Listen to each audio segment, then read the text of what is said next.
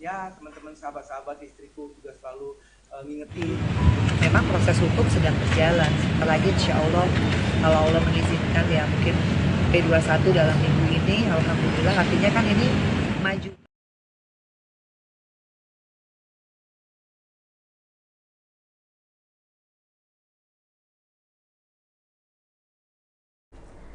Halo, selamat siang Tribuners. Jumpa lagi bersama dengan saya Mutiara dalam tayangan Berita Selebritis di Tribun Lampung.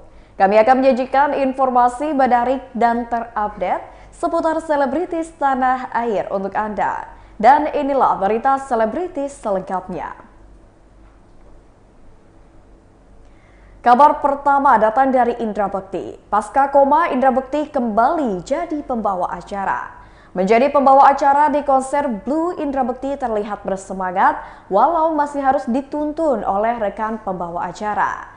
Sudah kembali beraktivitas sebagai pembawa acara, Indra Bekti mengucapkan banyak terima kasih kepada para penggemar.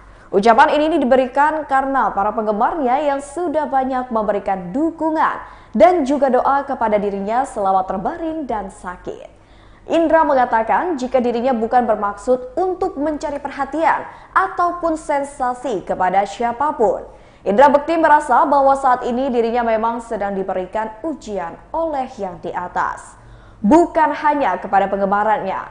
Indra Bekti kembali mengucapkan terima kasih kepada sang istri serta orang-orang di sekitarnya yang juga mendukung untuk kesembuhannya. Berikut wawancara dengan Indra Bekti. Nanti kalaupun bisa ada pertanyaan tambahan atau apa, nanti hubungin sama manajer Bekti dulu aja. Mas Ya, gitu. itu untuk yang supaya kita lihat bisa. Katanya udah nggak ada bu. Apa Roy? Katanya bawa kayu. Ada Roy di sini. Ada Roy. Tadi aku udah sampaikan sama teman-teman media. Aku bilang kita kan nggak ada perjanjian obrolan sebetulnya. Iya, nggak ada sebenarnya. Iya ya. Maksudnya kalau misalnya ada kumpul kayak gini, mungkin mereka pengen tahu Bekti. At least 5 menit aja. 5 menit. Terus nggak ada pertanyaan yang ulang-ulang gitu. Kalau ada selanjutnya hubungin sama Roy aja manajernya. Atau website-nya soalnya. Iya, aku udah bilang tadi. Roy, mungkin boleh apa namanya dampingin sini. Iya, Roy. Roy di sini aja. Untuk mungkin boleh Ya, Pak Bukti. kasih jalan buat manajer saya dulu. Jadi Tendi juga sempat di sini aja awal. Udah situ. Ayo, 5 menit ya. Baik, assalamualaikum warahmatullahi wabarakatuh. Salam sejahtera bagi kita semua. Alhamdulillah hari ini saya diberikan kesembuhan lah ya. Ini memang sempat ada kejadian yang mungkin yang tidak diinginkan gitu, yaitu mata saya memang terkena kayak semacam dapat Dari hipertensi ya. Nah ini yang butuh dijelasin sama Gila mengenai kesehatannya itu sendiri gitu. Memang jadi dari mataku ini ada sedikit karena hipertensi lah akhirnya membuat mata jadi kurang bisa melihat. Tapi kalau sekarang alhamdulillah udah bisa melihat untuk mata kiri. Matanya, sebelah kiri ya. Sebelah kanan ini belum dibenerin. Jadi ngelihat kalian itu cantik banget, ganteng-ganteng banget. Enggak apalagi ya Bunda ya. Ini the first time tampil di publik setelah kemarin pasca perawatan ya. So far gimana? So far, alhamdulillah setelah pasca perawatan kita mendapatkan perawatan yang luar biasa sehingga tinggal mata aja sih ya Bun ya. Untuk stamina, pikiran, nyambungnya antara dunia nyata, dunia halu ya pikiran aku kadang-kadang tuh suka kayak itu terjadi nggak sih gitu loh. Iya, itu ya bertanya dulu kan gitu. Ya bertanya dulu gitu ya. Terus ini benar nggak sih Bun? Halunya aku atau bukan? Kadang-kadang kebanyakan malah halunya aku gitu. Tapi ini bukan suatu hal yang membahayakan, tapi itu malah menjadi sebuah pelajaran-pelajaran baru supaya aku tetap harus hati-hati, jangan main ngomong-ngomong macem-macem gitu ya Bun ya. Nah alhamdulillah jadi ya didampingi terus manajer, sahabat-sahabat, istriku, terus selalu ngingetin gitu, nggak ayah nggak gitu, masa sih nggak gitu, aku sampai sempat berantem dan alhamdulillahnya ya teman-teman sahabat-sahabat istriku juga selalu ngingetin gitu. Jadi kehaluan-kehaluan tuh ada loh ya ternyata ya. Karena pikiran ayah belum sembuh. Betul, itu dia. Maksudnya jadi antara mimpi sama reality gitu tuh, itu kadang-kadang suka. Aku ngasih tahu aku masih bagus suaranya. Terus itu tuh masih suka ini apa namanya? Pindah-pindah dan nyambung-nyambung ya gitu. Itu suara Tendi. Oh iya tapi udah 70% ayah udah bagus ya. Alhamdulillah. Ini mata sudah bisa melihat dengan adanya infus. Tapi yang ini belum. Mudah-mudahan diberikan kesembuhan secepatnya. Amin. Berarti akan ada proses banget itu di panggung, sempat joget juga, terus juga ngelawak juga di panggung gitu, kayak energik banget. Gimana, Kak? Ya alhamdulillahnya tuh seneng banget ya bisa kembali lagi di acara yang seperti ini, bagusnya. Terus udah gitu apa namanya, aku memang diberikan infus ya sama teman-teman dari medis lah gitu ya. Dari situ akhirnya alhamdulillah ada semangat ya sama belajar.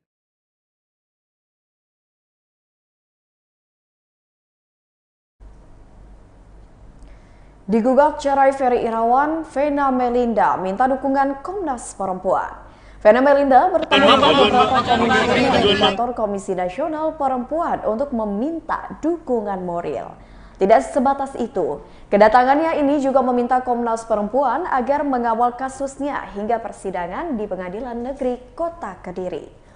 Vena berharap agar Komnas Perempuan melihat kasus KDRT yang tidak bisa lagi dianggap remeh. Vena menyebut kalau kasus KDRT ini layaknya gunung es yang kecil di permukaan namun besar di bawah permukaan. Hal itu disebabkan karena banyak wanita yang tidak bisa mengutarakan kekerasan yang diterimanya. Berikut wawancara dari Vena Melinda. Nah, jadi buat aku mendatangi Komnas Perempuan itu salah satu ikhtiar seperti yang aku bilang dalam rangka mencari keadilan. Dan alhamdulillah dari komisioner semua Komnas Perempuan justru menyatakan dan mengapresiasi apa yang aku lakukan dengan tindakan aku melaporkan KDRT. Aku berani speak up sampai di titik ini. Alhamdulillah aku juga terus ya untuk meminta siapapun ya, termasuk Komnas Perempuan untuk mengawal nanti pengadilan nanti di peradilannya nanti insya Allah di pengadilan negeri di Kota Kediri karena TKP-nya di Kediri. Jadi aku mohon juga doanya karena aku paham banget setelah kita tadi berdiskusi ternyata korban KDRT dalam hal ini yang menimpa istri itu nomor satu menurut aku. Artinya insya Allah ini menjadi satu semangat juga nih buat perempuan yang mungkin mengalami kayak aku korban KDRT yang masih berproses di kasus hukumnya sendiri. Tapi kita juga on the other hand kita juga harus healing diri sendiri. Kita harus punya semangat untuk diri sendiri karena marwah dan martabat kita tuh ada di diri kita. Jadi kedatangan aku alhamdulillah di Komnas Perempuan, insya Allah mereka juga akan mengawal proses hukumnya nanti di PN Kota Kediri. Insya Allah saya minta doanya buat teman-teman juga mengawal untuk mendoakan saya juga supaya saya kuat karena yang saya hadapi nggak bakal sesederhana itu. Jadi ya alhamdulillah ini ikhtiar saya, mudah-mudahan ini mendapatkan hasil yang luar biasa. Jadi saya juga minta tadi Komnas Perempuan untuk turut merespon ya masalah KDRT ini. Kalau udah dengan urutan pertama menimpa perempuan, artinya ya perempuan ya support perempuan. Jadi buat saya alhamdulillah tadi bisa berdiskusi banyak banget pencerahan ya. Roro yang bisa kita dapatkan, kebetulan Roro survivor juga untuk korban KDRT. Ya memang kita harus maju, kita nggak bisa melangkah mundur.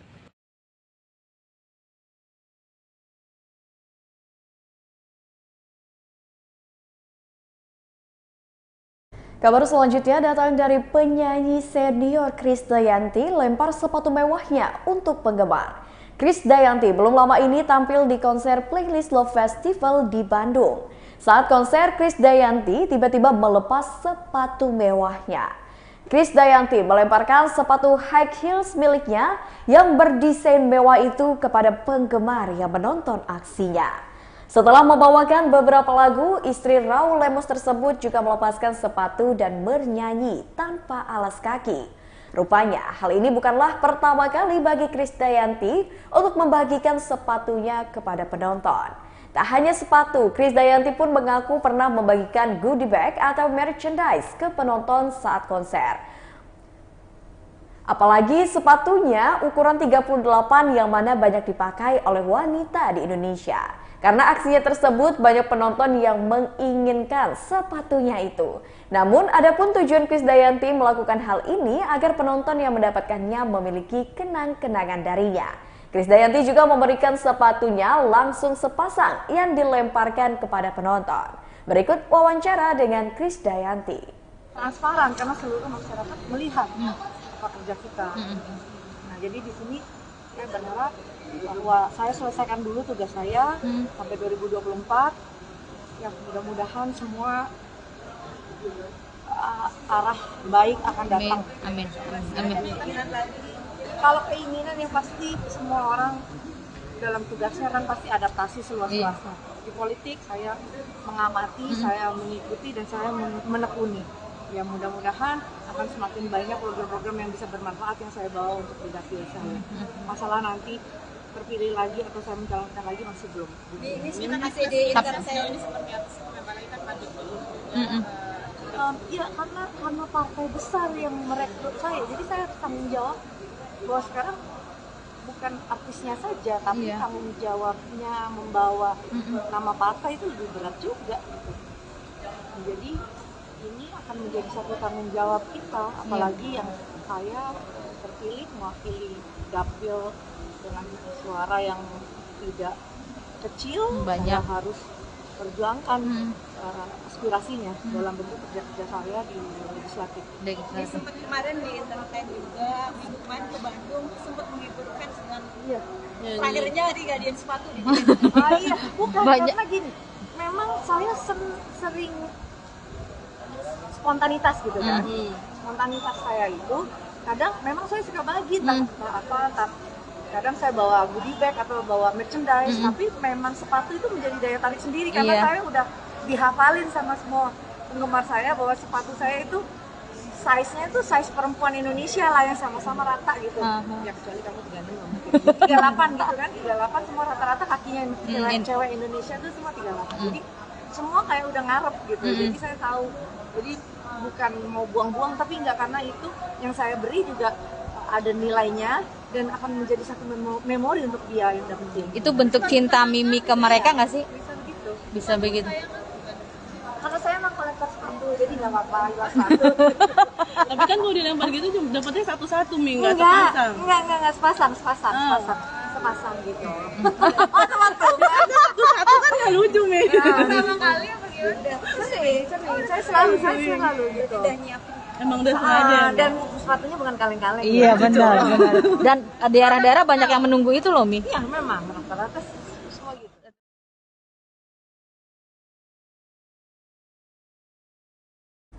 Cerai akibat dugaan perselingkuhan Putra Siregar dan Septia Yetri rujuk. Putra Siregar dan Septia Yetri Opani akhirnya rujuk pada Selasa 14 Februari 2023 di Pengadilan Agama Jakarta Timur. Momen rujuk Putra Siregar dan Septia Yetri Opani ini bertepatan dengan Hari Kasih Sayang atau Valentine. Menurut Putra Siregar, apa yang terjadi antaranya dan Septia sudah bagian dan takdir Sang Maha Kuasa, termasuk saat keduanya memutuskan untuk kembali atau rujuk. Putra Siregar mengaku bahwa dirinya merasa canggung saat pertama kali bertemu dengan Septia Yetri setelah berbulan-bulan tak bertemu. Meski begitu, Putra dan Septia akhirnya bisa memupuk rasa cinta mereka dan kembali bersama sebagai pasangan suami istri. Peran anak dalam proses rujuk Septia dan Putra Siregar juga dirasa sangat besar karena keduanya mulai bersatu secara natural. Berikut keterangan langsung dari Putra Siregar dan Septia Yetri. Sendiri bebas atau gimana gitu. Jadi saya sama ikan lah, banyak sama ikan di rumah gitu. Fokus ke hobi dan kerjaan sih, tapi kerjaan saya jauh lebih fokus emang. Kapan diajak pulang Mbak Septinya ke rumah? Semalam juga udah saya tanyakan. untuk pulang tunggu memang beres, mudah-mudahan secepatnya dia beres, kali aja nggak nunggu seminggu kan, nanti kita pandadingnya beres gitu biar segera. Anak-anak luar biasa sih, jadi mudah-mudahan anak-anak aku nonton ini berkat ya anak-anak luar biasa lah juga. Berarti sekarang sudah rasa lega, puas, kemarin sempat stres dan sekarang sudah lega. Iya, tapi kan kembali ya, nikah itu ibadah yang panjang ya, saya kan harus tetap memperbaiki, kan nggak mudah kan pasti kan. Semoga bisa lebih baik lah, mudah-mudahan dengan ini Allah lebih angkat derajatnya gitu kan, nggak mudah ya. Amin. Saat kita lagi ada problem, mungkin mental kita jatuh, mungkin trauma dan sebagainya, tapi mudah-mudahan ya saya sebagai kepala rumah tangga bisa tunjukkan bahwa saya bisa perbaiki semuanya, perbaiki marwah dan martabat istri saya juga, derajat istri saya juga, keluarga kita juga. Dan mudah-mudahan dengan kami bersama lebih banyak memberikan manfaat lah orang-orang. Itu yang terpenting sih. Ya, terutama ke keluarga kami dulu.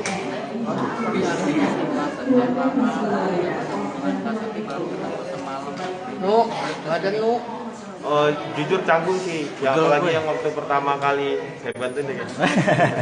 Apalagi pas pertama ya, kita udah lama gak ketemu. Itu benar-benar kayak orang asing sih.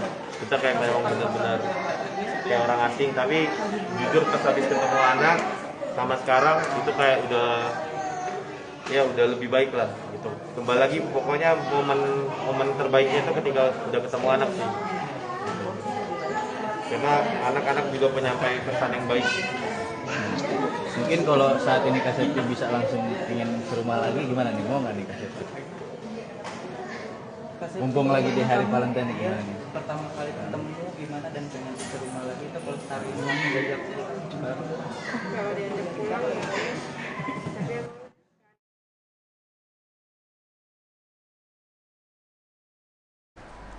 Kabar terakhir datang dari pasangan Atta Halilintar dan Aurel Hermansyah yang akan mengadakan ulang tahun pertama Amina dengan digelar secara mewah. Putri Atta Halilintar dan Aurel Hermansyah, Amina, akan berulang tahun yang pertama pada 22 Februari 2023 mendatang. Sebagai sosok orang tua, Atta dan Aurel sudah menyiapkan sebuah acara yang istimewa untuk putri tunggalnya tersebut. Atta dan Aurel menjelaskan bahwa putrinya sebenarnya menyukai berbagai hewan, terutama harimau. Kendati demikian, tema ulang tahun Amina kali ini bukanlah tentang satwa. Secara lebih lanjut, sempat disinggung pula bila Atta awalnya hendak memberikan kejutan hewan kesukaan Amina secara langsung. Akan tetapi karena terkendala izin dan lokasi, hal tersebut diurungkan. Untuk menyiasatinya, pasangan yang menikah pada 3 April 2021 itu akan menampilkan berbagai hewan secara visual saja. Berikut wawancara dengan Atta dan Aurel Hermansyah.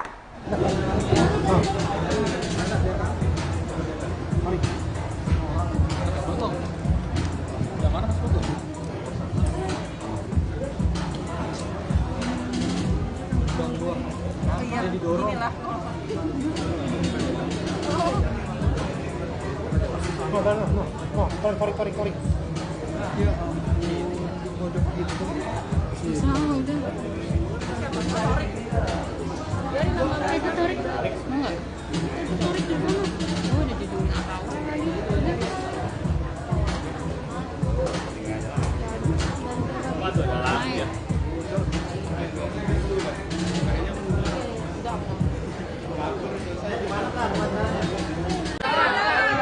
Bener. Jalan dulu ya.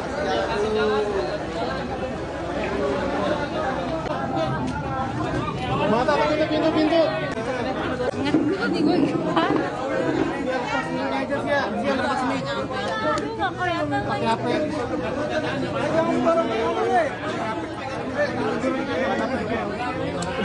Gimana tadi?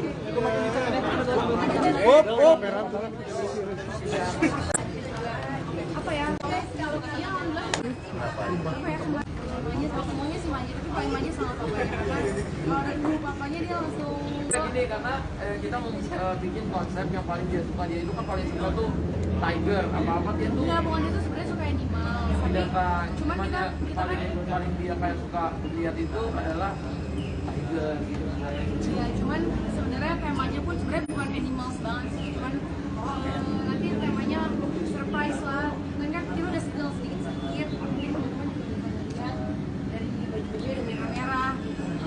tadinya pengen bawa kayak binatang-binatangnya di ulang tahunnya Amina gitu ya, Cuman tapi tempatnya kan tidak memungkinkan, karena dari awal katanya tempatnya juga, Mbak kita nggak boleh bawa binatang ya. Sebenarnya kita udah mempersiapkan kayak pengen ada gajah, pengen ada semua, pengen bener-bener kayak yang dia suka lah, binatang yang Amina suka, tapi kan hewan ini kan juga dilindungi ya, nggak bisa kita nggak boleh main asal. bawa-bawa buat acara gitu kan. Jadi nanti kita mungkin lebih kayak visual apa yang Amina suka, yang kita udah lihat dia dari kecil tuh sukanya apa sih, yang sukanya adventure, ceria, aktif. Jadi itu nanti akan digambarkan di ulang tahunnya dia.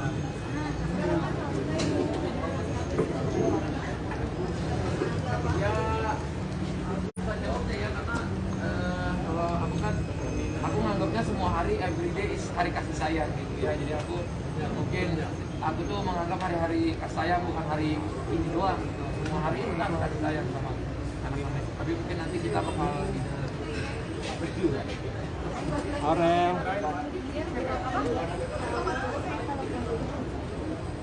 Ya kalau misalnya love language kita karena mungkin sebenarnya kan sama-sama punya kesibukan, jadi kita main senang ya quality time, terus juga paling senang apa ya, saling memberi.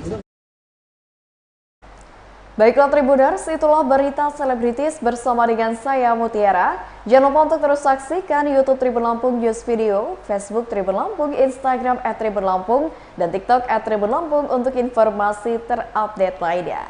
Selamat siang dan sampai jumpa.